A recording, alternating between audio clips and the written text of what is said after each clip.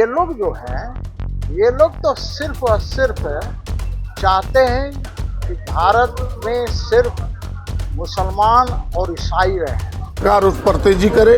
हमने 93 के जो संशोधन है उस पर कहा कि सरकार प्रभावी कदम उठाए। बात को कोई ऐसे सीरियस नहीं लेता, लेकिन चूंकि मंत्री जी हैं तो कोई ना कोई तो सुनता है, लोग बोलना ही पड़ता है। लेकिन ये लोग तो बचकाना ये सब बोलते ही रहते हैं। आज उसे थोड़ा गंभीर थे, चुपचाप थे। ड्रोन कैमरा लगा दे तो मैं नहीं समझता हूँ कि कोई गुंडागर्दी करने की हिम्मत की जाए। परखना अध्यक्ष का अधिकार है। अब अध्यक्ष इस पर डिसीजन देंगे, सभा इस पर डिसीजन देगी, तब इस पर फैसले होंगे। और ये मेरे क्षेत्राधिकार का विषय नहीं है जिस विषय पर मैं कुछ आपको कह सकता हूँ। किस रूप में लेते हैं सर ये जो सत्र चला है? ये सत्र हमको लगता है कि बहुत दिनों के बाद बेहद फ्रूटफुल रहा, बेहद लाभकारी रहा। इसके लिए मैं बधाई देना चाहता हूँ माननीय अध्यक्ष जी को, माननीय सरकार के तमाम मंत्री और माननीय मुख्यमंत्री को, सदन के नेता को, कि उनके बिना सहयोग का सदन चल नहीं सकता। उनकी इच्छा पर ही निर्भर करता है। और माननीय सदस्यों के व्यवहार को, चाहे प्रतिपक्ष के हों, सत्ता पक्ष के हों, थोड़े बहुत नोक झोंक होंगे। ये तो लोकतंत्र का, विधानसभा का श्रृंगार है। हम अपनी मन की बात कहेंगे, सरकार की कुछ सीमाएं रहती है, उस सीमाओं में रख के बोलेंगे। तो ये चीजें हैं। मेरी दृष्टि से यह जो सेशन रहा फ्रूटफुल, लाभदायक रहा, राज्य की जनता के लिए उपयोगी साबित लेकिन हुआ। ओबीसी जनता के लिए तो सर ये फ्रूटफुल नहीं रहा ना। जो आप घोषणा करके चुनावी वादा करके जो आप आए थे कि ओबीसी के लिए अलग मंत्रालय बनेगा, कल आपके सवाल पर सीधा इनकार कर दिया। नहीं, आपने देखा होगा उसके कई पार्ट थे। उनकी एक पार्ट ये भी थे कि 27% आरक्षण जो आम जनों के लिए है वो भारत सरकार में लंबित है। उस पर हमने ध्यान दिलाया कि भाई सरकार उस पर तेजी करे। हमने 93 के जो संशोधन है उस पर कहा कि सरकार प्रभावी कदम उठाए जो ओबीसी के पक्ष में जाता है। फिर हमने कहा कि अलग मंत्रालय हो, लेकिन सरकार की सोच में अभी लगता है कि जो मंत्रालय है वो सक्षम है। हमें लगता है कि आने वाले दिन में विचार करेंगे। मनरेगा से जरूरत कभी पड़ा नहीं, उनके बारे में वो तो शहरी क्षेत्र के लोग हैं, इसीलिए मनरेगा का उन्हें कोई ज्ञान नहीं है। मनरेगा मजदूरों के लिए है। मजदूर सीधा डिमांड मारता है और उसमें सीधा डिमांड ऊपर जाता है। और ये एलोकेशन साल के प्रति वर्ष कि भाई हमें 2025-26 में कितना चाहिए, हमारे कितने मजदूर लगेंगे, सरकार पहले दे देती है। तो हमने तो काम कर दिया है, ऑन डिमांड कंप्यूटर पर हमने डाल दिया है। ये हमारे बकाए हैं और ये दिल्ली में भी परिलक्षित हो रहा है, राज्य में भी परिलक्षित हो रहा है। भारत सरकार की मजदूरों के प्रति अरुचि रहने के कारण, इंटरेस्ट न रहने के कारण ये पैसे बकाए हैं। और ऐसे राज्यों में बकाए हैं जिन राज्यों में खास करके भाजपा के विरोध की सरकार है, उसमें से झारखंड भी है। मैंने अपने आवाम से मैंने आग्रह किया यार ये लोग आपको छेड़ेंगे, आपको बताएंगे। पूछ लो बड़ा भाई है, यहीं से पूछिए कि वहाँ जाना बात उलझे लोगों से। समय उलझने का नहीं है, रमजान का महीना है, ऐसा काम है, उपद्रव करेंगे तो इसका मतलब ये नहीं कि हम इसके आवेश में आ जाए। कोई रिएक्शन मत दीजिएगा। दोनों हाथ तो बड़ा भाई है, सम्मान कीजिए और थोड़ा बर्दाश्त कर लीजिए। बर्दाश्त करने में ही फायदा है। बैक हो जाइए, क्या क्यों हम वो पत्थर मारा तो सा लीजिए।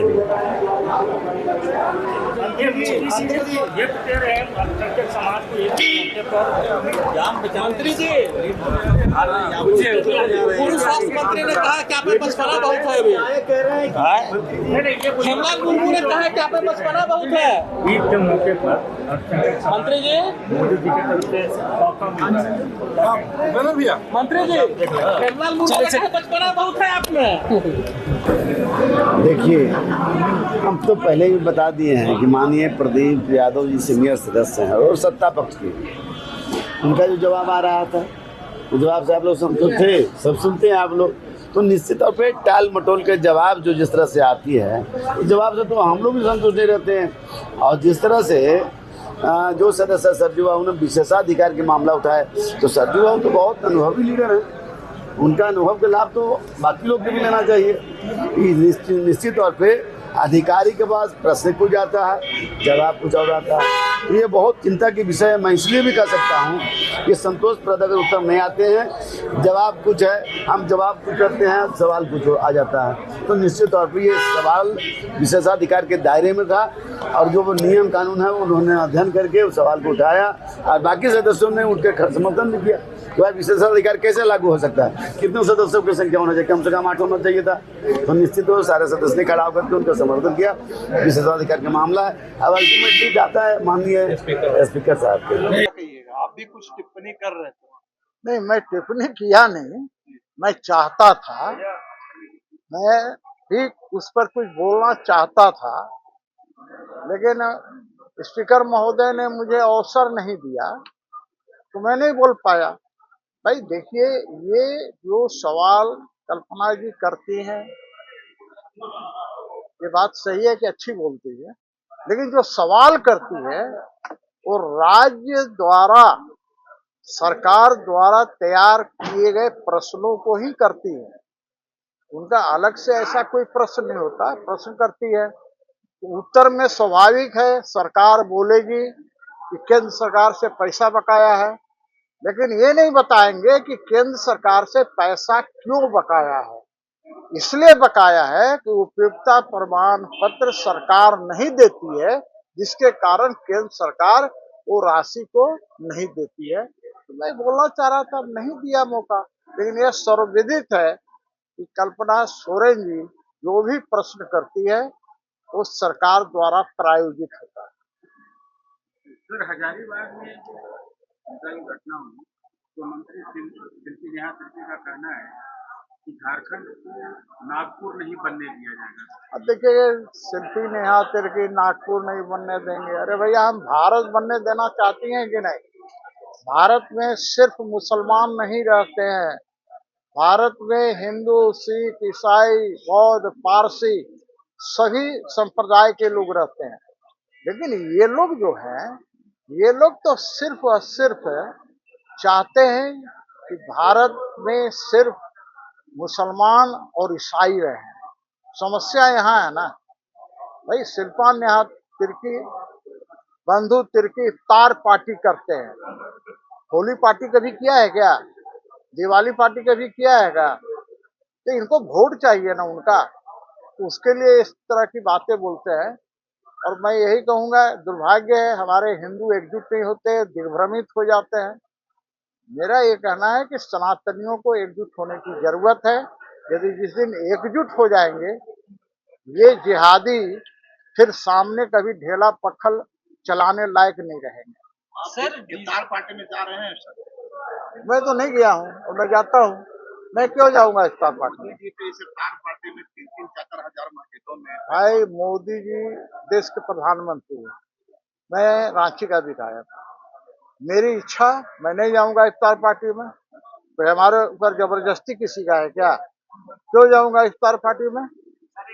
क्या होता है इफ्तार, क्या होता है? बीजेपी के जहाँ विधायक या चुने हुए नेता है वहीं पे इस तरीके का कम्युनल देखने को मिल रहा है। अच्छा, एक बात बताइए, नहीं, लोहरदगा में भाजपा का कौन विधायक सांसद है जो वहाँ घटना घट जाती है? पिछली बार घटना घटी थी, याद है ना? वहां में भाजपा का विधायक था ना, सांसद था। ये सब बात जो है हिंदुओं को अपमानित करने के लिए बोलते हैं भाई, चूंकि उनको वोट चाहिए। विधायक जी, वहाँ की डीसी जो है हजारीबाग की, कह रही हैं कि विवादित गाना बजाया जा रहा था, जिसके बाद एक पक्ष ने इसे रोकने का कहा, उसके बाद झड़प हो गई। लगता है विवादित गाने इन तरह की घटनाओं को अंजाम दे रहे हैं। देखिए, विवादित गाने क्या होते हैं भाई? कौन सा विवादित गाना था भाई? रामनवमी है तो राम जी से ही संबंधित गाने बजेंगे, हनुमान जी से संबंधित गाने बजेंगे। कौन सा विवादित गाना है भाई? कोई वहां पर पाकिस्तान जिंदाबाद नारा लगा रहा था क्या? ये पाकिस्तान जिंदाबाद नारा लगाने वाले को तो रोक नहीं पाता है डीसी हो, एसपी हो या कोई भी हो। ये बुजदिल लोग हैं, ये अधिकारी बुजदिल है, जिसके कारण इस तरह की घटनाएं होती है। बुजदिल नहीं होते तो इस तरह की घटना नहीं होती। सत्ता पक्ष का कहना है कि अब छोटी छोटी घटनाओं को सांप्रदायिक रंग। अब देखिए, उनका कहना है सांप्रदायिक रंग समझे या जो समझे, भैया देखिए सांप्रदायिक का अर्थ क्या होता है पहले तो ये समझना होगा। सेकुलर का अर्थ क्या है पहले ये समझना होगा। भारत में सेकुलर का अर्थ यह बना दिया है कि आप मुसलमानों के पक्ष में बोलते रहिए तो आप सेकुलर कहलाइएगा। इस देश को इन सेकुलरवादियों वामपंथियों से खतरा है, बस इतना ही मैं कहना। क्या भाजपा वास्तविक अर्थों में सेकुलर है? भारतीय जनता पार्टी पंथ निरपेक्ष है। भारतीय जनता पार्टी पंथ निरपेक्ष है। भारतीय जनता पार्टी के नजर में किसी भी संप्रदाय का हो सभी बराबर है। एकदम बात उन्होंने जो रखा है 100 नहीं बल्कि 200% एकदम सही है। कोई भी ऐसी है और सवाल का जो है सही उत्तर नहीं मिला करके सब ऐसा बेवकूफ बनाने वाला, सदन को गुमराह करने वाला ऐसा ये जवाब मिलता है। अपना ही उदाहरण है आप दे हैं आपको कि ये अपना एक प्रश्न हुआ तारांकित का जिसके में हमने पूछा था कि आपका मनरेगा से जो दिशा बागवानी हो गया है और उसमें एक भी नहीं लगा, सब लगे हुआ है, सब लहलहा रहा है, जवाब आता है। तो ऐसा जवाब तो घुमा फिरा कर देता ही है, झूठा जवाब गुमराह करने का। तो माननीय राय जी का जो ये था तो मैं वो पूरे विपक्ष का था, सभी सदन का ये। हेमलाल जी ने कहा है कि डॉक्टर इरफान अंसारी में बचपना बहुत ज्यादा है, सही बात ये तो है ना, इसमें भी सके है। बचपना नहीं रहता तो असल बात है ना कि वो अभी भी महसूस करते हैं ना कि अभी हम मंत्री में विधायक हैं, इसलिए उसी प्रकार से उचुर बोलते रहते हैं और उनके बात को कोई ऐसे सीरियस नहीं लेता। लेकिन चूंकि मंत्री जी हैं तो कुछ न कुछ तो सुनता है, लोग बोलना ही पड़ता है। लेकिन ये तो एकदम बचपना ही सब बोलते ही रहते हैं। आज वैसे थोड़ा गंभीर थे, चुपचाप थे, देखे चुपचाप थे, लगता है हेमलाल तब बोले उसका असर हुआ है, लेकिन उनको गंभीरता बरतनी चाहिए। सदन में जो जवाब आया है संसदीय कार्य मंत्री का हजारीबाग और रामनवमी वाले मामले में, इस जवाब में क्या संतुष्ट है आप? देखिए हम तो संतुष्ट नहीं है। अब चूंकि मंत्री जी का ये जवाब था, वो जवाब को हम लोग सुन लिए, लेकिन आप ही बताइए कि जब कभी ये होता है, ईद बकरीद होता है, मुहर्रम होता है, 17 तरह के त्योहार होता है मुसलमान भाइयों का, तो उसमें कहीं कभी पथराव सुने हैं? हम नहीं समझते हैं कहीं पथराव हुआ। लेकिन जब हिंदू का जब त्योहार हो जाता है तो पथराव शुरू हो जाता है, अशांत करने लगता है लोग, पुलिस है सो डंडा बरसाने लगती है। तो ये आखिर काहे से होता है?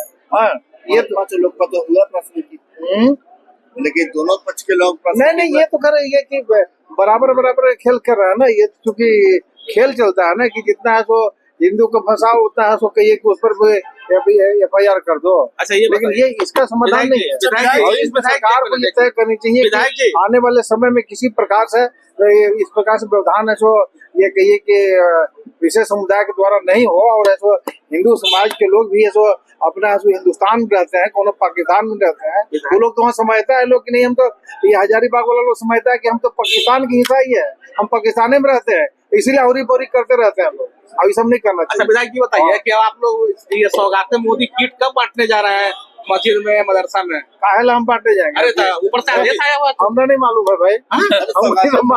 अरे सौगातें मोदी लच्छा बांटने कब जा रहे हैं आप? अब पार्टी का कैसा निर्देश होता है देखेंगे, जाइएगा।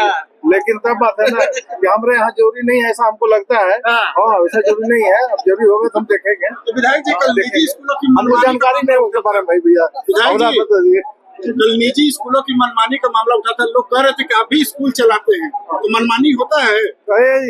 देखिए अब जिस किसी का एडमिशन तो नहीं होगा तो कुछ न कुछ कहवे नहीं करेंगे।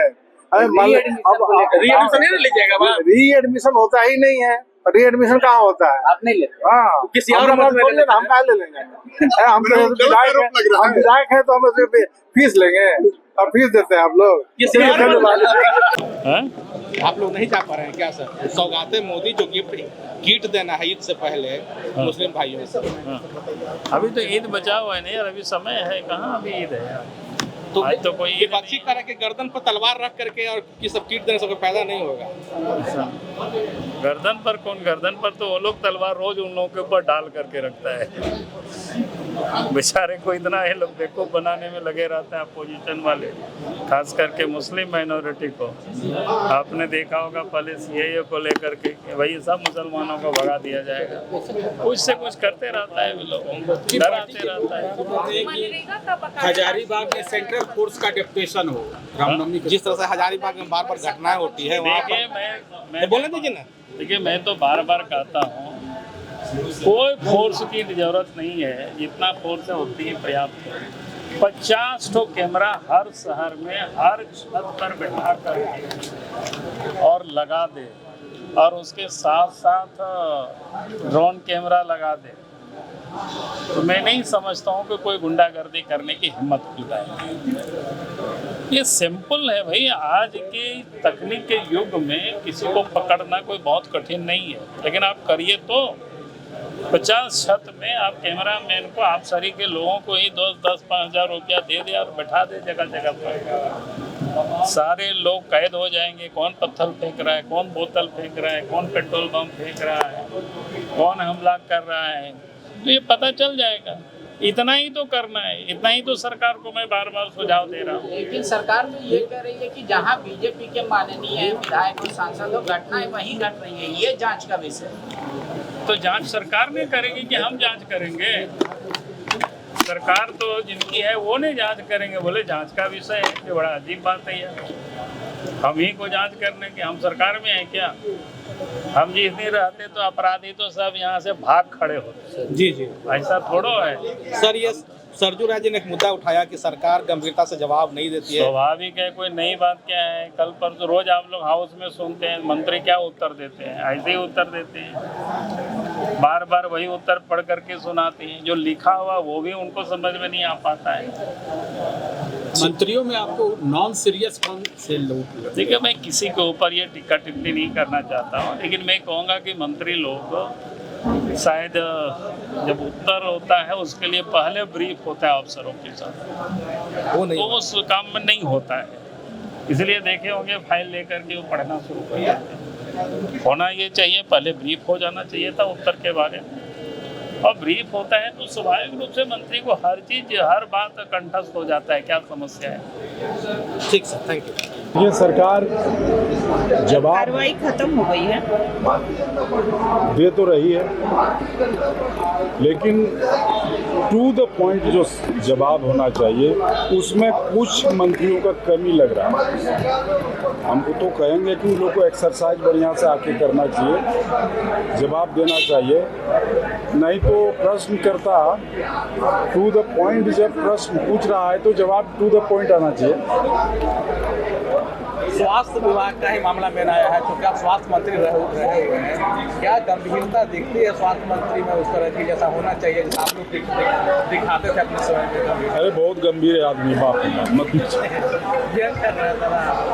गंभीरता में कमी नहीं है उनमें, असल थोड़ा सा उनके अंदर लगता है बचपना है,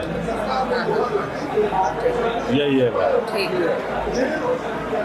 ठीक है, ये 3 बजे जिस तरह से अप्रिय वारदात में हजारीबाग में हो रहा है, नहीं लगता है कि कुछ उसके लिए विशेष करने की जरूरत है, क्योंकि हजारीबाग ऐसी जगह है जब आप इस तरह की घटना। अभी तो संसदीय कार्य मंत्री का जवाब आया हाउस के अंदर, और उन्होंने जो जवाब दिया है उस जवाब में तो लग रहा है कि कमोबेश दोनों पक्षों का ही मामला है, और बहुत ही संवेदनशील तौर पर वहाँ पुलिस प्रशासन ने काबू पा लिया है, इसीलिए आगे उस तरह की कोई बात नहीं होनी चाहिए।